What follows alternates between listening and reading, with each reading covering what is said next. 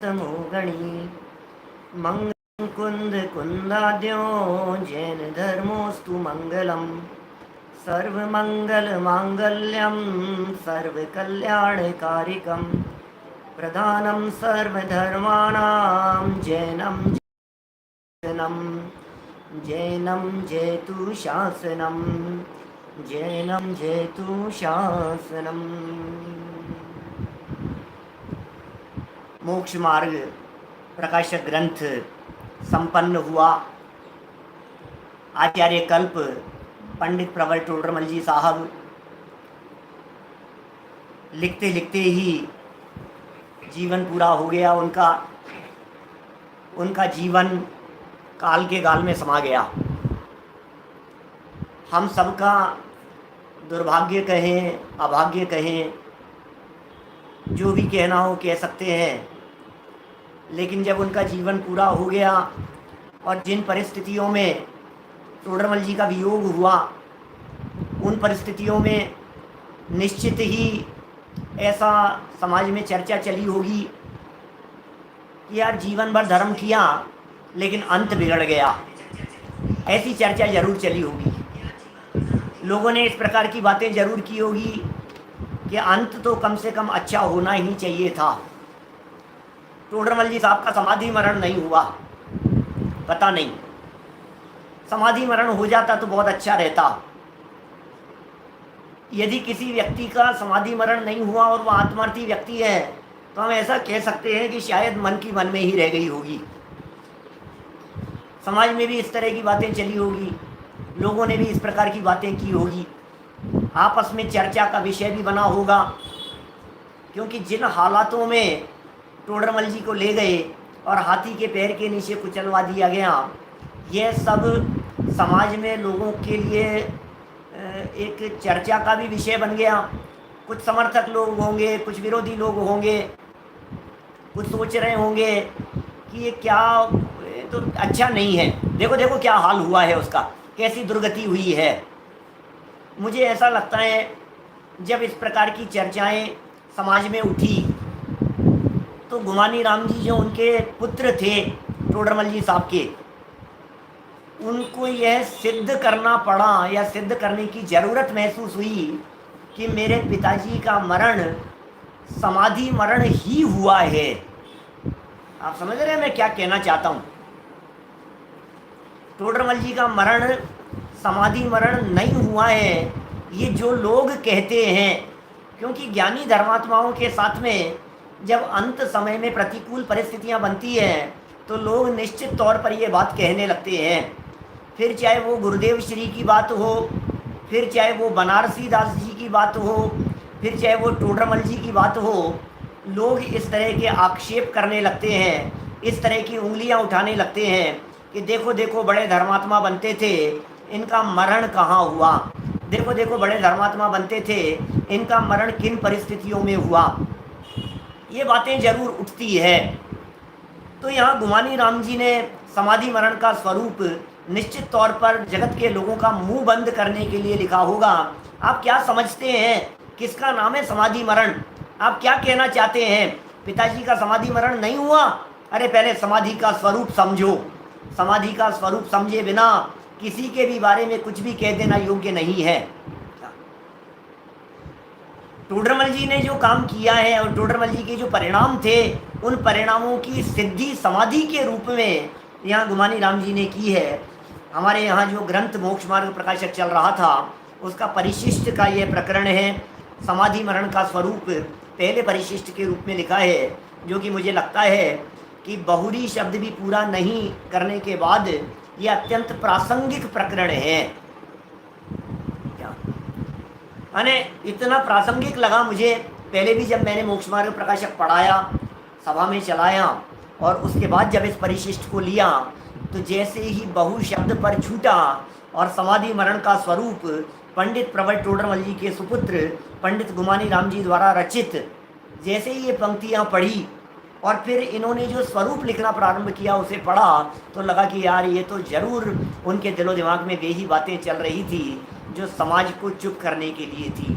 और मुझे लगा ये जो बातें लिखी है ये बहुत सही लिखी है, और इन बातों को पढ़ करके ऐसा लगता है कि ज्ञानियों का जीवन तो समाधिमय होता है। अरे मरण कहीं भी हो, मरण कैसे भी हो, मरण तो कहीं भी किसी का भी कैसे भी हो सकता है, लेकिन यदि परिणाम शांत हैं तो वही मरण समाधि मरण कहलाता है। देखिए हम लोग सब गृहस्थ लोग हैं, हमें नहीं मालूम हम लोगों का जीवन कब कहाँ और किन परिस्थितियों में पूरा होगा। हमें नहीं मालूम क्या स्थितियाँ बन पाएंगी, हमें नहीं मालूम हमें अंत समय में संलेखना की तैयारी करने का मौका मिलेगा या नहीं मिलेगा।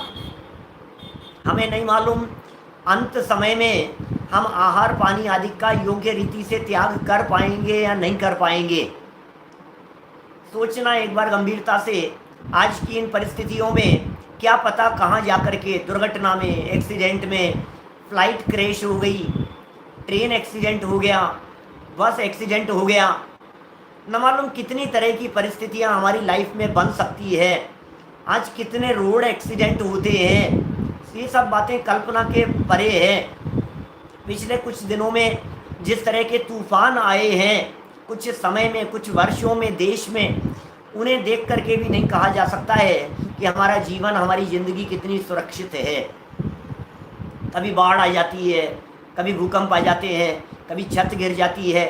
पिछले कुछ दिनों की यदि मैं बात करूं, कुछ दिन क्यों, 1-2 दिन पुरानी ही यदि मैं बात करूं, तो हमारे जयपुर में, राजस्थान में 40-50 लोगों की इस तरह से मौत हुई जो बिजली गिरने से मौत हुई है। अब आप सोच सकते हैं, आसमान में तूफान के समय में बिजली कड़क रही है और बिजली गिर गई और 40-50 लोग उससे मर गए, जगह जगह पर अलग अलग क्षेत्रों में। माने ये कैसा मरण है, ये मौका ही नहीं मिला। शायद बिजली गिरी हो गई, तड़पते रहे होंगे, 10-5-15 मिनट तड़पते तड़पते उनके प्राण निकल गए होंगे। ऐसी कितनी घटनाएं, ऐसी कितनी परिस्थितियां बनती है। मुझे तो सिर्फ यही कहना है कि क्या इस परिस्थिति में यदि हमारा मरण हो गया तो क्या समाधि मरण नहीं होगा? फिर क्या वो समाधि मरण नहीं है? फिर क्या हमारा ये सारा जीवन भर का किया धरा सब बेकार चला जाएगा?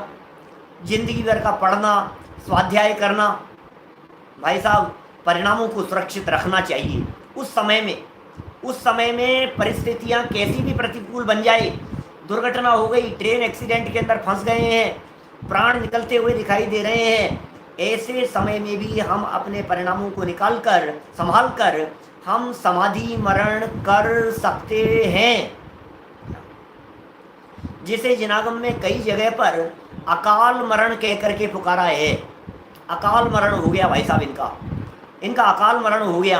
अरे कुछ नहीं, परिस्थितियां ऐसी बनी, अचानक ही मरण हो गया भाई साहब इनका।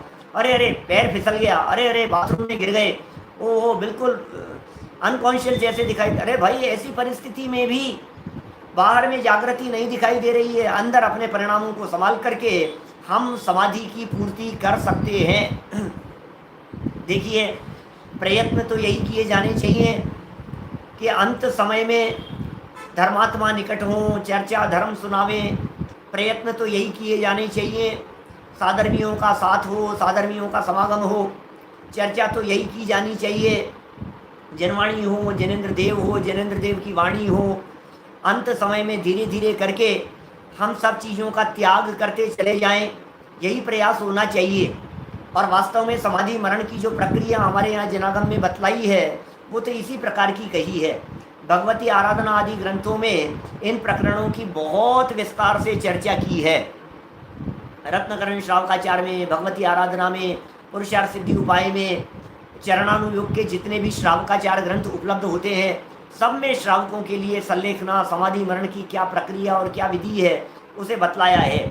लेकिन मैं आज आपके बीच में चर्चा कर रहा हूँ उस अनहोनी के संदर्भ में, उस कठिन परिस्थिति के संदर्भ में, जिस परिस्थिति में जीवन मरण हमारे कंट्रोल से बाहर हो गया है। अकाल मरण भी तो कहा है ना जिनागम में, कदली घात मरण हो जाता है, अकाल मरण हो जाता है। सर्वज्ञ भगवान की ज्ञान की दृष्टि से देखें तो उसे ही स्वकाल मरण कहा जाता है। लेकिन विषादी भक्षण से, अचानक आतंकवादियों के हमले में जब मरण हो गया, गोली लग गई, दुर्घटना में मौत हो गई, तो ऐसी मृत्यु को हमारे यहाँ जिनागम में काल के अतिरिक्त अन्य निमित्तों की मुख्यता से अकाल मरण कह करके पुकारा गया है। बराबर, कोई दिक्कत नहीं है, शब्द हैं, हमें कोई ऐतराज नहीं है। अकाल मरण से भी हमें कोई दिक्कत नहीं है, और यदि आप उसे स्वकाल मरण कहते हैं तो उसमें भी हमें कोई दिक्कत नहीं है। जिनागम है भाई साहब, अनेकांत है, यहाँ वस्तु स्वरूप को गहराई से समझना पड़ेगा। मरण जिस समय जिस पर्याय में होना था, जिस अवस्था में जिस तरह से होना था, उसी तरह से मरण हुआ। भगवान के ज्ञान में ऐसा ही झलक रहा था, इसलिए उसे स्वकाल मरण कहा जाता है। लेकिन चूंकि इस दुर्घटना मरण में काल प्रमुख नहीं है, निमित्त प्रमुख है। काल प्रमुख नहीं है, घटना प्रमुख है, इसलिए उसे अकाल कहने की पद्धति और परंपरा भी हमारे यहाँ जिनागम में रही है, इसलिए उसे अकाल भी कह दिया जाता है। देखिए, ये कह रहे हैं यहाँ समाधि मरण के प्रकरण में, एक बार पढ़ता हूँ और फिर टोडरमल जी से उसे जोड़ करके थोड़ी चर्चा आपके बीच में जरूर करूँगा। पंडित प्रवर टोडरमल जी के सुपुत्र पंडित गुमानी राम जी द्वारा रचित। गुमानी राम जी बहुत अच्छे विद्वान थे, अभी इनकी लेखनी से ही हमारे को पता लगेगा। गुमानी राम जी ने एक गुमान पंथ आमनाए भी चलाई। उन्होंने क्या चलाई, उनके नाम से चल गई, यद्यपि उसका बहुत ज़्यादा प्रचार प्रसार नहीं हो सका। टोडरमल जी के जयपुर के रहने वाले थे, गुमानी राम जी का कार्य क्षेत्र भी जयपुर रहा। जयपुर के कुछ मंदिर उस काल में गुमान पंथ की रीति नीति पर चले।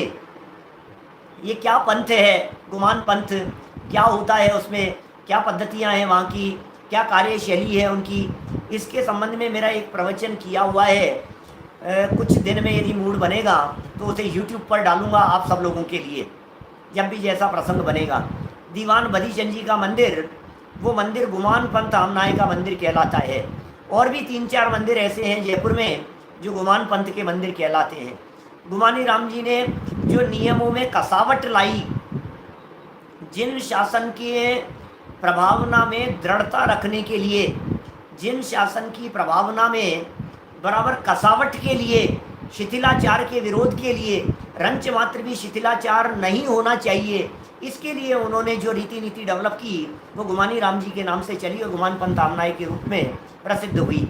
वर्तमान में भी चल रही है, थोड़ी बहुत, अधिक उसका प्रचार प्रसार पूरे देश और दुनिया में नहीं हो सका। लेकिन विद्वान बड़े जबरदस्त थे, चिंतनशील थे। टोडरमल जी का खून था भाई साहब। देखो क्या कह रहे हैं, आचार्य कल्प पंडित टोडरमल जी के सहपाठी और धर्म प्रभावना में उत्साह प्रेरक, नाम है इनका ब्रह्मचारी रायमल जी। इनके द्वारा ज्ञानानंद निर्झर निज रस श्रावकाचार, जिसे ज्ञानानंद श्रावकाचार के नाम से भी जाना जाता है, नामक ग्रंथ से यह अधिकार बहुत सुंदर जानकर आत्मधर्म अंक 253-254 में दिया था, उसी में से शुरू का अंश यहाँ दिया जाता है। हेडिंग है, स्टार्टिंग के अंदर बतला दिया कि ब्रह्मचारी रायमल जी जो टोडरमल जी के ही समकक्ष मित्र रहे, घनिष्ठ मित्रों में से रहे, उन्होंने ज्ञानानंद श्रावकाचार नामक एक ग्रंथ लिखा है और उस ग्रंथ में ये गुमानी राम जी का प्रकरण दिया है।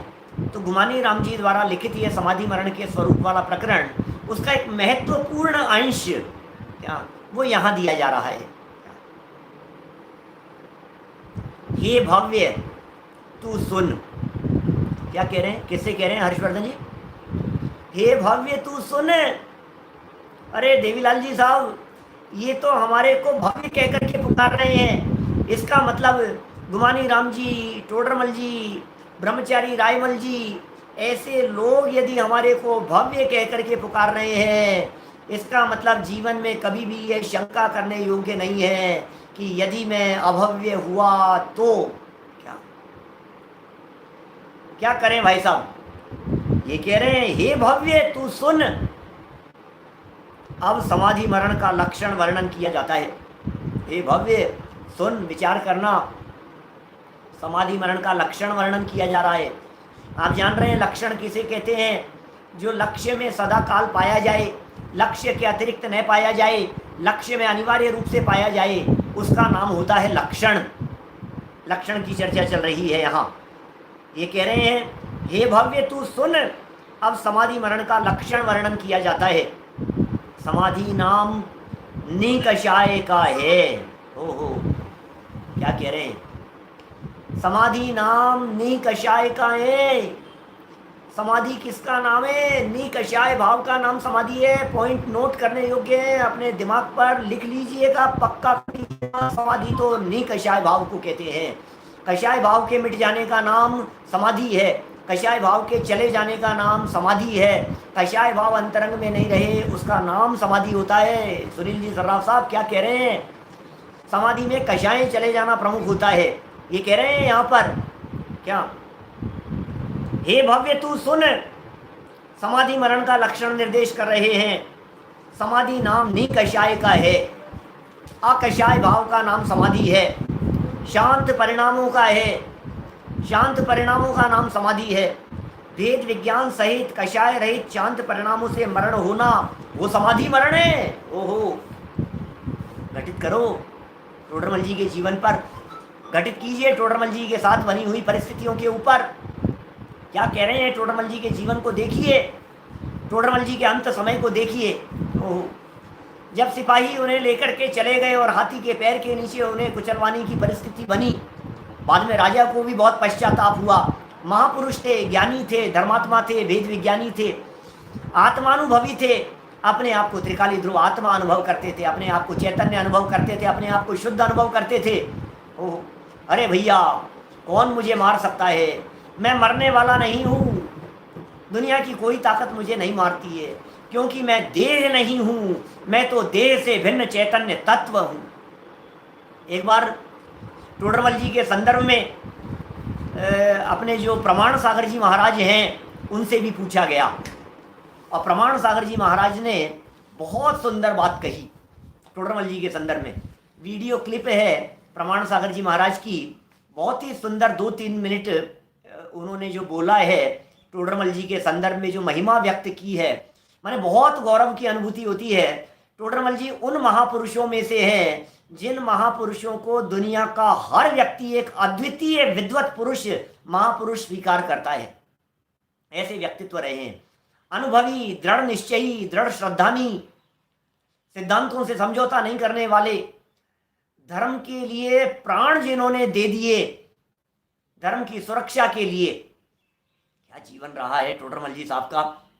परिस्थितियां तो किसी के साथ भी कुछ भी बन सकती है।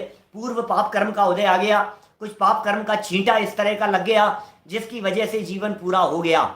इतना ही जीवन था, इतनी ही आयु थी, हो गया जीवन पूरा तो हो गया, कौन क्या कर सकता है उसमें।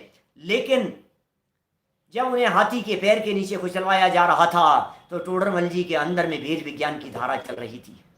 क्या वेद विज्ञान की धारा चल रही थी टोडरमल जी के अंदर में? मैं त्रिकाली ध्रुव आत्म तत्व हूं, ये धारा उनके अंदर में चल रही थी। क्या मैं शरीर नहीं हूं, मैं शरीर से भिन्न एक चैतन्य तत्व हूं। क्या ओ, मैं चैतन्य तत्व हूं, मैं आत्म तत्व हूं, मैं वेद विज्ञानी हूं। अपने आप को वेद विज्ञानी देखते थे, शरीर से भिन्न देखते थे। अरे आयु पूरी होनी होगी तो हो जाएगी, आज यदि पूरी होनी होगी तो आज हो जाएगी। भगवान के ज्ञान में ये बातें पहले से झलक रही है।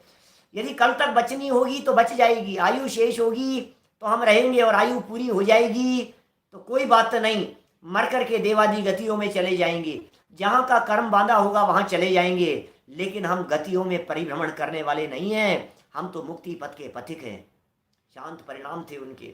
अरे इस हाथी को संबोधित किया टोडरमल जी साहब ने, उस हाथी को संबोधित करके कहा, महावत हाथी के माथे पर बैठा हुआ, अंकुश हाथ में लेकर के, और उस हाथी के माथे पर चुभा रहा है, परेशान कर रहा है, पीड़ित कर रहा है।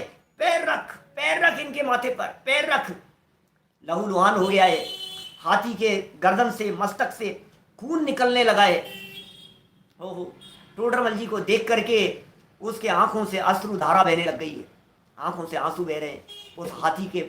देखो आप, ज्ञानी धर्मात्मा जीव होते हैं, पुण्यशाली जीव होते हैं, तिर्यंच गति के जीव भी समझते हैं आराधक जीवों को, कैसे आराधना करने वाले जीव हैं। और जब हाथी ने देखा, टोडरमल जी ने संबोधन किया, अरे भाई तेरा कोई कसूर नहीं है, तू अपने मालिक की आज्ञा को स्वीकार कर, तेरा कोई कसूर नहीं है, तू क्यों तकलीफ पाता है, तू क्यों कष्ट पाता है, मेरे साथ जैसा होना है ये तो भगवान के ज्ञान में झलक रहा है, मेरे जो पूर्व में किए हुए कर्म हैं उनका फल तो मुझे जैसा मिलना है वैसा मिलेगा, मैं सहज हूँ, मैं शांत हूँ, मुझे रंच मात्र आकुलता नहीं है, परिणामों में आकुलता नहीं है, परिणामों में अत्यंत सरलता है, सहजता है, निकषाय भाव है, अकषाय का परिणाम है। और गुमानी राम जी कहना चाहते हैं, भैया तुमने घटना को तो देखा है, तुमने मेरे पिताजी के अंदर में झांक करके नहीं देखा है। क्या कह रहे हैं गुमानी राम जी? गुमानी राम जी समाधि मरण का स्वरूप लिखते हुए कह रहे हैं, अरे समाधि का निर्णय इस बात से नहीं होता है कि किन परिस्थितियों में मरण हुआ है, समाधि का निर्णय इस बात से होता है कि अंत समय में परिणाम कैसे थे। सारी दुनिया काय को क्रश करने को तो संलेखना कहती है, लेकिन कषायों के क्रश करने की तरफ दुनिया का ध्यान नहीं जाता है, ये कहना चाहते हैं। क्या काय और कषाय, इन दोनों के क्रश करने को हमारे यहाँ जिनागम में संलेखना कह करके पुकारा है। अकेले शरीर शिथिल होता चला जाए, भोजन छोड़ दिया, आहार छोड़ दिया, इन सब का धीरे धीरे करके त्याग कर दिया, योग्य रीति से इनका हम त्याग करते चले गए, लेकिन अंदर में कषायों की क्या पोजीशन है? कषाएं शिथिल हुई या नहीं, कषाएं मंद हुई या नहीं, क्रोधादि मिटे या नहीं, अंदर की आकुलता मिटी या नहीं? यदि अंदर की आकुलता नहीं मिटी है तो बाहर में भोजन आदि के त्याग मात्र का नाम दुनिया समाधि कहे तो कहे, जिनागम तो उसे समाधि कह करके नहीं पुकारता है। इसका मतलब समाधि में अत्यंत महत्वपूर्ण बात यह है, अंदर परिणाम कितने निर्मल है, अंदर में कितनी शांति है। बाहर में शांत दिखाई दे रहा है और अंदर में तूफान चल रहा है, इसका नाम तो समाधि नहीं है। समाधि में देह के प्रति आसक्ति टूट जाती है, समाधि में रोग के प्रति विकल्प नहीं रहता है, समाधि में निरभिमानता होती है, समाधि के अंदर निकषायपना होता है, समाधि में क्रोध का अभाव होता है, मान मायाचार और लोभ को जीत लिया जाता है। अरे जीने की इच्छा नहीं होती है, मरने की वांछा नहीं होती है, सहजता और सरलता जिन परिणामों में होती है उसका नाम समाधि होता है। क्या होती है समाधि? ज्ञानियों का जीवन समाधिमय होता है, जिसका जीवन समाधिमय होता है उसका मरण समाधिमय होता है। उल्लास भाई, जिसका जीवन समाधिमय होगा उसका मरण समाधिमय होगा। क्या करना है बोलिए प्रमोद जी भाई साहब? समाधि मरण होना चाहिए, समाधि मरण होना चाहिए। अरे भाई, मरण समाधि में बनाना चाहते हो तो जीवन को समाधि में बनाओ, आराधना करो, आराधना करो। मैं कौन हूँ, मेरा क्या स्वरूप है, भगवान कौन है, प्रभु कौन है, परमात्मा कौन है, इन सब बातों को जानने का प्रयत्न करो, इन सब बातों को समझने का प्रयत्न करो, इन्हें अंदर में उतारने का प्रयत्न करो। जिनवाणी का अवलंबन लो, भगवान महावीर स्वामी की वाणी का अनुसरण करो। ये जैन तत्वज्ञान क्या है, ये वीतरागी तत्वज्ञान क्या है? भगवान महावीर स्वामी ने आखिर 42 वर्ष की उम्र में केवल ज्ञान हो जाने के पश्चात 72 वर्ष की उम्र तक, माने 30 साल तक समव शरण में बैठ करके क्या उपदेश दिया था, उस उपदेश को पढ़ो, सुनो, जानो, जीवन में उतारने का प्रयत्न करो। भाई साहब, जब ये जीवन में उतरेंगी बातें तो फिर हम कहेंगे ये जीवन समाधिमय चल रहा है। क्या समाधि मरण की प्रक्रिया मरण सुधारने की प्रक्रिया नहीं है, मरण से पहले का जीवन सुधारने की प्रक्रिया है। क्या कह रहा हूं भाई साहब, बाकलीवाल जी साहब? समाधि मरण की प्रक्रिया, सुरेंद्र जी बाबू जी कोटा से, समाधि मरण की प्रक्रिया मरण सुधारने की प्रक्रिया नहीं है। मरण को क्या सुधारोगे, मरण कैसे सुधरेगा ये तो बतलाओ। मरण तो एक समय का कार्य है, दादा ने लिखा, छोटे दादा ने, मरण तो एक समय का कार्य है, मरण का कैसे हो उद्धार, मरण में क्या करेंगे। और जब तक मरे नहीं है, ध्यान देना, जब तक मरे नहीं है, जब तक मरण नहीं हुआ है, तब तक का काल तो जीवन है। जब मरण नहीं हुआ है जब तक, उससे पहले का काल तो जीवन है। तो हमें तो जो कुछ भी करना है वो जीवन में करना है, मरण में क्या कर पाएंगे। इसलिए जीवन सुधारना है। और जीवन सुधारना किसे कहते हैं? कपड़े सुधारने का नाम जीवन सुधारना नहीं है, गृहस्थी सुधारने का नाम जीवन सुधारना नहीं है, मकान ठीक कराने का नाम जीवन सुधारना नहीं है, स्टेटस अच्छा बढ़ा लेने का नाम जीवन सुधारना नहीं है, तबीयत ठीक कर लेने का नाम जीवन सुधारना नहीं है, पढ़ लिख गए, नॉलेज हो गई, जीवन सुधर गया, इसका नाम जीवन सुधारना नहीं है। अरे परिणाम सुधारने का नाम जीवन सुधारना है। परिणाम माने रिजल्ट नहीं, परिणाम माने भाव, परिणाम माने चिंतन, परिणाम माने सोच, परिणाम माने चिंतन की धारा। इसे बदल लेने का नाम जीवन सुधारना है। जिसका जीवन सुधरता है उसका मरण कौन बिगाड़ लेगा? भरत भाई, कौन बिगाड़े उसका मरण? बताओ तो सही। नहीं नहीं साहब, मरण बिगड़ गया, मरण बिगड़ गया। मरण उनका बिगड़ता है जिनके अंत समय में भाव बिगड़ते हैं। अंत समय में परिस्थितियां बिगड़ गई, इसका नाम मरण बिगड़ना नहीं होता है। क्योंकि परिस्थितियां तो पूर्व में किए गए कर्म के उदय के अधीन है, हमारे हाथ में नहीं है। परिस्थितियां किसके हाथ में है? बोलो, हमारे हाथ में कहाँ है परिस्थितियां? बदल लो परिस्थितियां। कैसे बदलोगे भाई साहब परिस्थितियां? मकान कैसा होगा, दुकान कैसी होगी, जमीन कैसी होगी, जायदाद परिवार कैसा होगा, आसपास में कौन व्यक्ति होगा, ये हमारे कंट्रोल में है क्या? हमारा बस चले तो अच्छे अच्छे बड़े विद्वानों को अंत समय में बुला करके अपने बगल में खड़ा कर ले में, हमारा बस चले तो। बोलो जिग्नेश भाई, हमारा बस चल रहा है तो हम तो ये चाहते हैं कि आप आकर के बस, हम तो धर्मात्मा निकट हो, चर्चा धर्म सुनावे। भावना तो ये है, लेकिन ये भावना तो निमित्ताधीन है ना, ये भावना तो उदयाधीन है ना, कर्म के उदय पर निर्भर करती है ना। ये भावना हमारे हिसाब से, भावना के अनुसार काम तो नहीं होगा ना, परिस्थितियों पर तो बिल्कुल नहीं चलती है हमारी। अंत समय में आंखें काम करेगी या नहीं करेगी, अंत समय में कान काम करेंगे या नहीं करेंगे, अंत समय में जबान निकल पाएगी या नहीं निकल पाएगी, अंत समय में हाथ पांव हिलाने की स्थिति रहेगी या नहीं रहेगी। तो शरीर का काम शरीर को करने दो, क्या हमारा क्या काम है? बोले परिस्थितियां कैसी भी हो, लेकिन मनस्थिति हमारे कंट्रोल में हो। ओहो, भावों को संभालना है, भाव नहीं बिगड़ जाए।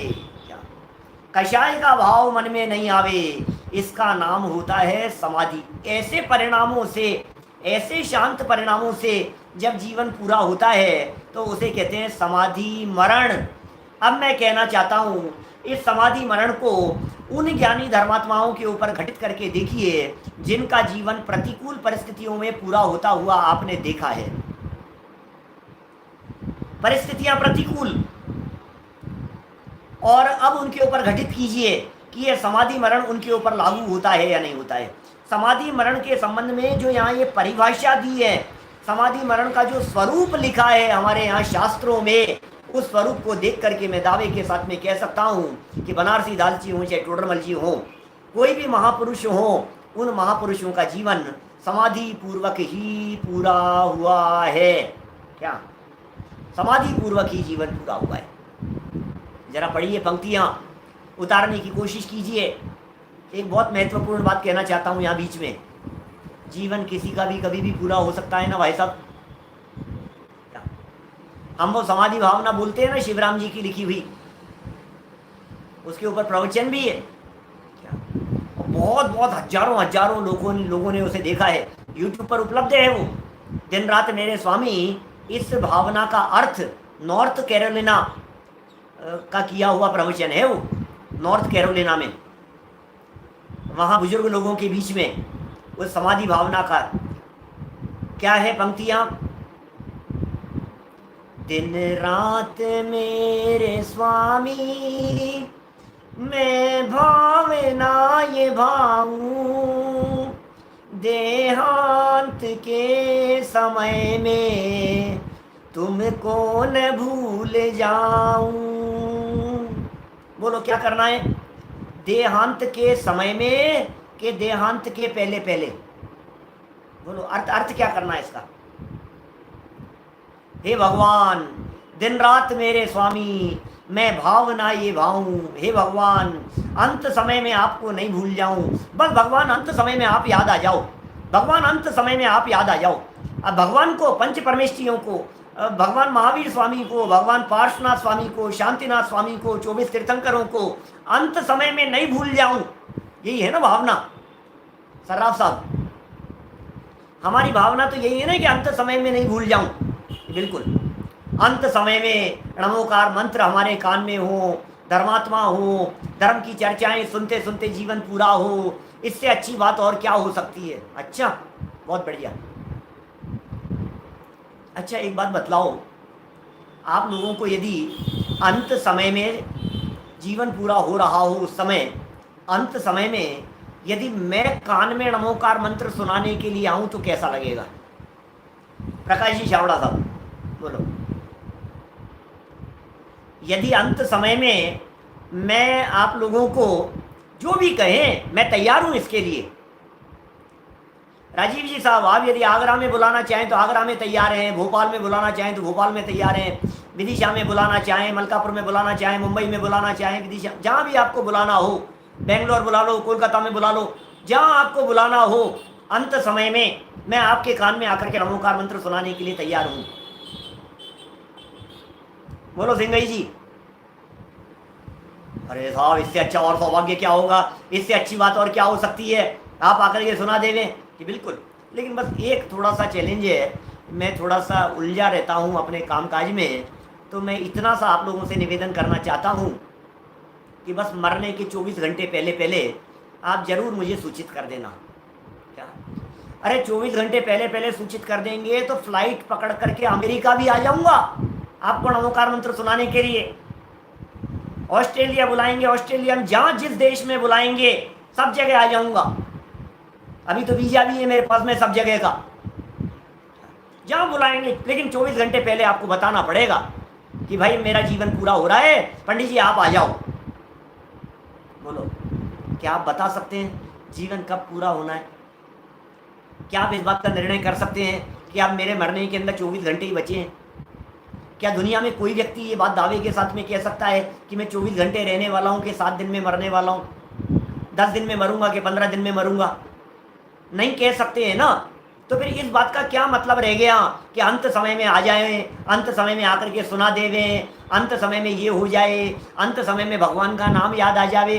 ठीक है, सोच लो आप, अंत समय में दिन रात मेरे स्वामी मैं भावना ये भाऊं, इस लाइन को तो भूल जाओ, इसको तो। और आधी लाइन पीछे की याद रखता है, देहांत के समय में तुमको न भूल जाऊं। देहांत के समय में नहीं भूल जाऊं, देहांत के समय में नहीं भूल जाऊं। अब मुझे बता दो देहांत कब हो रहा है, हम याद दिला देंगे आपको देहांत के समय में नहीं भूलोगे।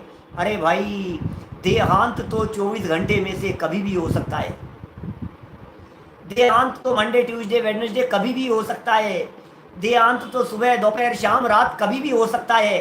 देहांत तो 24/7 कभी भी हो सकता है ना।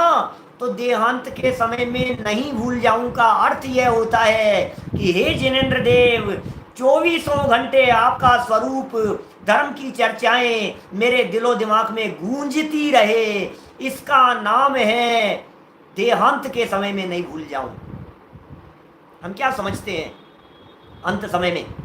अंत समय में करा दो सब, अंत समय में ये करा दो, अंत समय में वो करा दो। अरे अंत समय में करने का मतलब क्या है?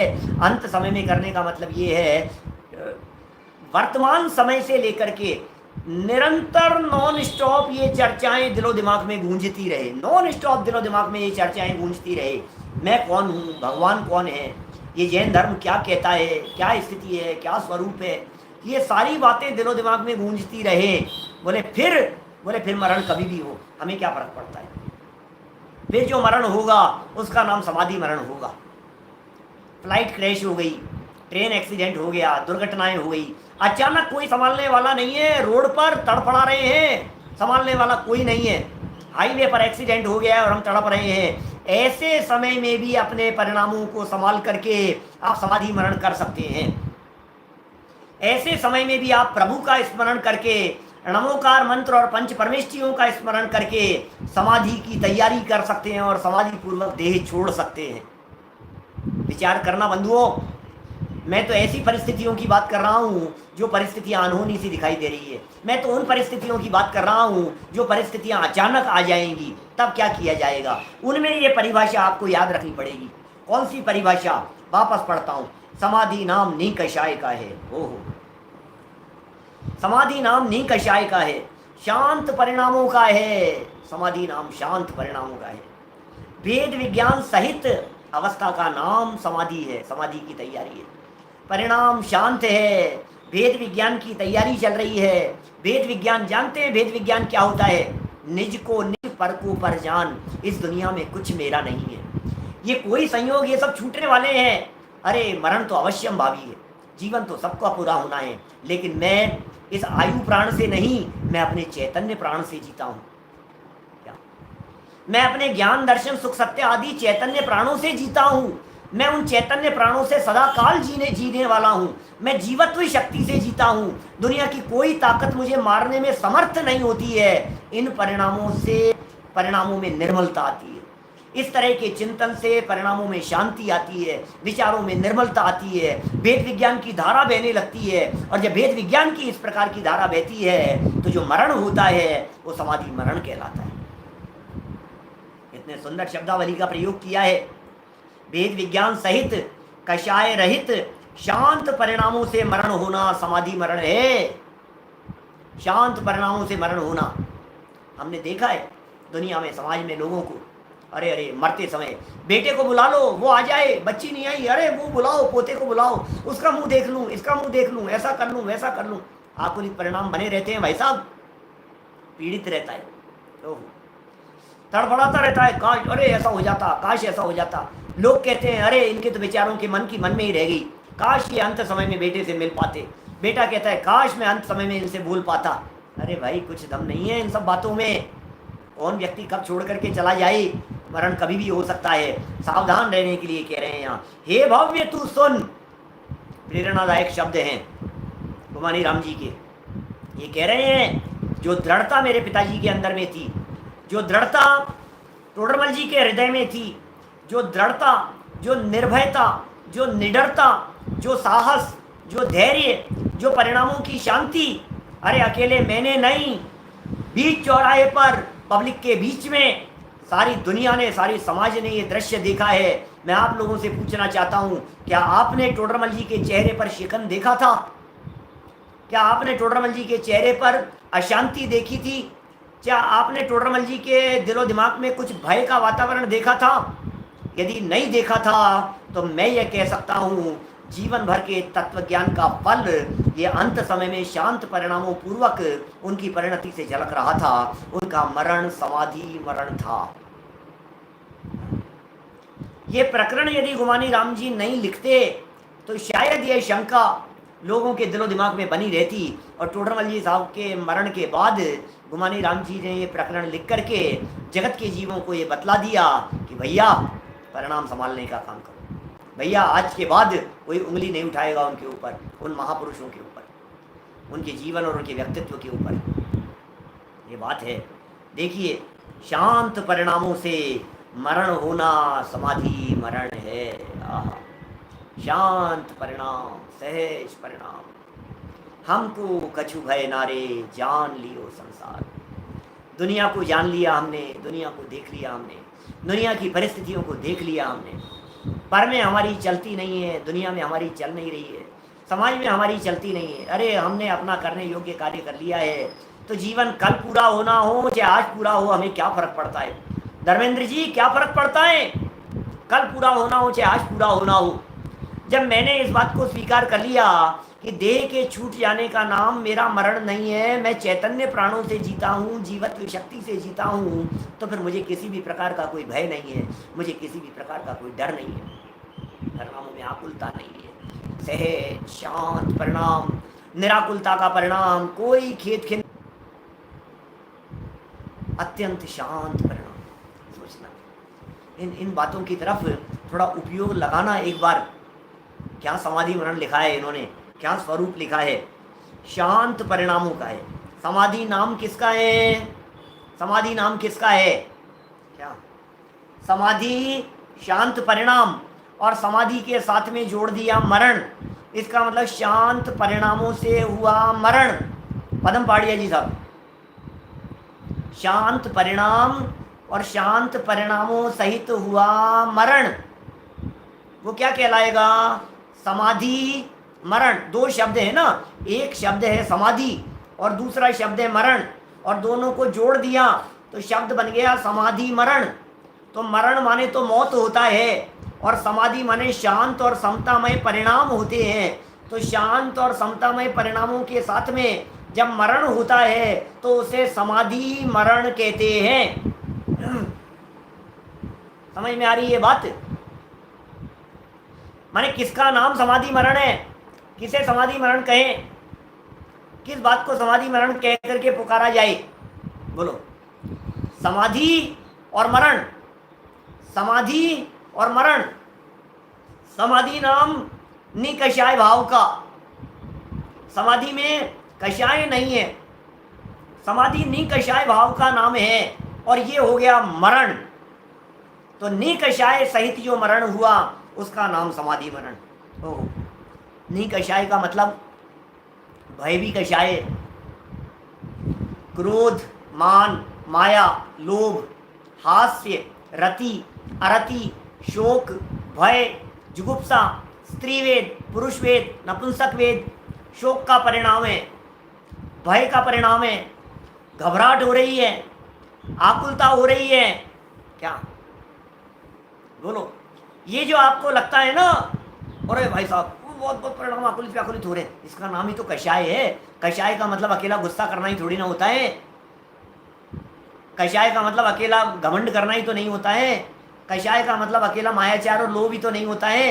हास्य आदि भी तो कषाय हैं, और हास्य आदि कषायों में भय भी तो है। मरते समय गुस्सा तो नहीं कर रहा है, मरते समय मायाचार का परिणाम तो नहीं है, मरते समय छल कपट तो नहीं दिखाई दे रहा है, लोभ लालच तो नहीं दिखाई दे रहा है, लेकिन मरने से डर तो रहा है। तो बोले ये जो डर रहा है ना, इसका नाम है कषाय। क्या भय रहित जब परिणाम होवे तो उसका नाम निकषाय कहलाएगा। डर रहित यदि आपके परिणाम होंगे तो निकषाय पना कहलाएगा। डर निकल जाने चाहिए आपके, डर निकल जाना चाहिए, अंदर में किसी तरह का डर नहीं होना चाहिए, घबराहट का परिणाम नहीं होना चाहिए अपने मन में, तब जाकर के समाधि मरण होता है भाई साहब। क्या बड़ी गजब गजब की अद्भुत बातें हैं। एक एक शब्द मुझे तो ऐसा लगता है, पी जाओ इन शब्दों को, डूब जाओ इन शब्दों में। यहाँ लिख लीजिए अपने स्मृति पटल पर, यहाँ लिख लीजिए अपने हृदय पर, समाधि नाम निकषाय का है। वाह, क्या लिखा है? समाधि नाम निकषाय का है।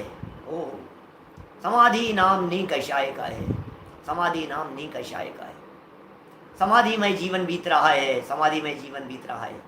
अरे अभी तो प्रसंग ऐसे आ गए बीच में, फर्स्ट वेव आ गई, सेकंड वेव आ गई, थर्ड वेव आ रही है, कोरोना का काल और ऐसा वैसा, और अरे महामारी चल रही है, परिस्थितियां बन रही है। अरे परिणामों को शांत रखने का समय आ गया है, परिणामों में सहजता रखने का समय आ गया है। परिणामों में शांति बनी रहे, सहजता बनी रहे, सरलता बनी रहे, निकषाय भाव बना रहे, डर नहीं हो, घबराहट नहीं हो, मौत की चिंता नहीं हो। आएगी तो आ जाएगी, कोई बात नहीं। क्या कोई चिंता नहीं हो, कोई डर नहीं हो, कोई घबराहट नहीं हो भाई साहब। क्या जय कुमार जी साहब, कोई चिंता नहीं, डर नहीं हमारे को, जो होगा हो जाएगा। जो होता है सो होने दो, होनी को स्वीकार करो। ये बात है भाई साहब, जो होता है उसे होने दो, होनी को स्वीकार करो। सहज रहो, शांत रहो, सहज सदा ही शांत रहो, सहज रहने का प्रयत्न करो, शांत रहने का प्रयत्न करो, निर्विकल्प रहने का प्रयत्न करो, निर्विकल्प होकर के अपने त्रिकाली ध्रुव आत्म तत्व को जानने का प्रयत्न करो, निर्विकल्प होकर के अपने स्वभाव के नजदीक आने का प्रयत्न करो। अरे इसका नाम समाधि की तैयारी है। यदि अचानक कोई परिस्थिति ऐसी प्रतिकूल आकर के बन जाए, मैंने यहाँ से चर्चा छेड़ी थी ना, अचानक यदि इस तरह की कोई प्रतिकूल परिस्थिति आकर के बन जाए तो अपने स्वभाव के नजदीक आने का प्रयत्न करना। आइए जैन साहब, इतनी कोशिश करना, मैं कैसे अपने स्वभाव के नजदीक आ सकता हूँ। जीवन पूरा होता हुआ नजर आ रहा है, बाढ़ में डूब रहा हूँ, कोई बात नहीं, डूबते हुए भी बाहर में पानी में डूबता हुआ नजर आ रहा हूं और अंदर में अपने स्वरूप में डूबने का प्रयत्न कर रहा हूं, हो जाएगी समाधि। बाढ़ आ गई, भूकंप आ गई, क्या गाड़ी डूब रही है, बंद हो गई चारों तरफ से, गाड़ी लॉक हो गई है, निकल नहीं पा रहा हूँ, वो डूब रही है, नाले के अंदर बह रही है और मैं बह रहा हूँ।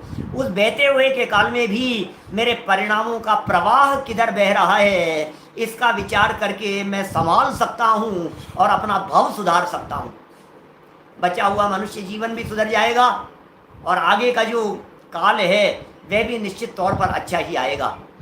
तो इस तरह से ये बनारसी दास जी, टोडरमल जी और अन्य जितने गुरुदेव ऐसे जो महापुरुष हुए हैं, उन सब ने अपने काल को अंत समय में परिणामों की शांति पूर्वक बिताया था, इसलिए उन सब का मरण समाधि मरण ही हुआ था। ये बात यहाँ टोडरमल जी के सुपुत्र गुमानी राम जी ने सबसे पहले ही समाधि मरण का स्वरूप इन पंक्तियों के माध्यम से स्पष्ट कर दिया है। संक्षेप रूप में समाधि मरण का यही वर्णन है, अत्यंत संक्षेप में यही समाधि का स्वरूप है और विशेष रूप से कथन आगे किया जा रहा है, जिसे कल चलाएंगे ठीक 9:20 पर। अभी की चर्चा को हम यहीं विराम देते हैं। जनवाणी स्तुति। दोपहर में कोबा के माध्यम से श्रीमद् राजचंद्र आश्रम कोबा में किया गया जो व्याख्यान है वो चल रहा है, 3-4 व्याख्यान और बचे हैं, उसके प्रोजेक्टर के माध्यम से स्क्रीन पर दिखाते हुए वो चर्चा चलेगी। रात को 8 बजे बड़ी सुंदर चर्चा जो चल रही है, बहुत ही सुंदर मार्मिक प्रकरण, निर्जरा किस किस रीति से हमारे जीवन में हो सकती है, वो प्रकरण संयम प्रकाश के माध्यम से। और रात को 10 बजे से आज शुरू कर रहे हैं, आप सूचित कर सकते हैं अपने साथियों को, साधर्मियों को, पारस चैनल पर 6 डाला की चर्चा 6 डाला के पहले छंद से मंगलाचरण से नियमित रूप से 6 डाला चलेगी। बराबर आप 6 डाला का लाभ ले सकते हैं। अभी जनवाणी।